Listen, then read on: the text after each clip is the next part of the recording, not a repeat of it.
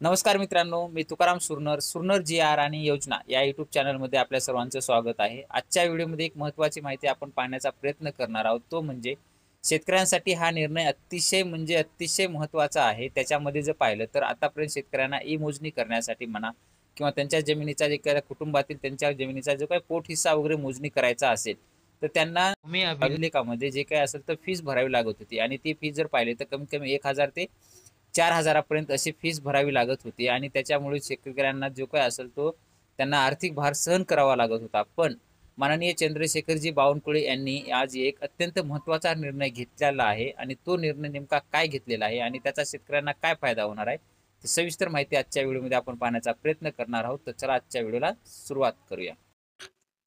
जमिनीची हिस्से वाटप मोजणी होणार केवळ 200 रुपयात। एकत्र शेतकरी कुटुंबातील सदस्यांना आपल्या जमिनीचा हिस्सा स्पष्ट होण्यासाठी जमिनीची हिस्से वाटप मोजणी करणे आवश्यक असते। आतापर्यंत या प्रक्रियेसाठी 1000 रुपयापासून ते 4000 रुपयांपर्यंत शुल्क आकारले जायचे।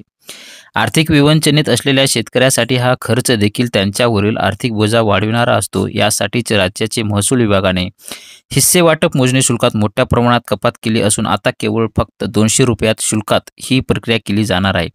हा निर्णय राज्यातील अनेक शेतकऱ्यांना थेट लाभ व दिलासा देणार आहे। महसूल विभागाची जबाबदारी स्वीकारल्यापासून हा विभाग अधिकाधिक लोकाभिमुख कसा होईल याकडे मी जातीने लक्ष देत आहे। हिस्से वाटप मोजणी प्रक्रियेतील शुल्कात मोठ्या प्रमाणात कपात करणार हा निर्णय राज्यातील शेतकऱ्यांसाठी अत्यंत फायद्याचा ठरणार आहे, असे सुद्धा चंद्रशेखर बावनकुळे यांनी सांगितलेलं आहे।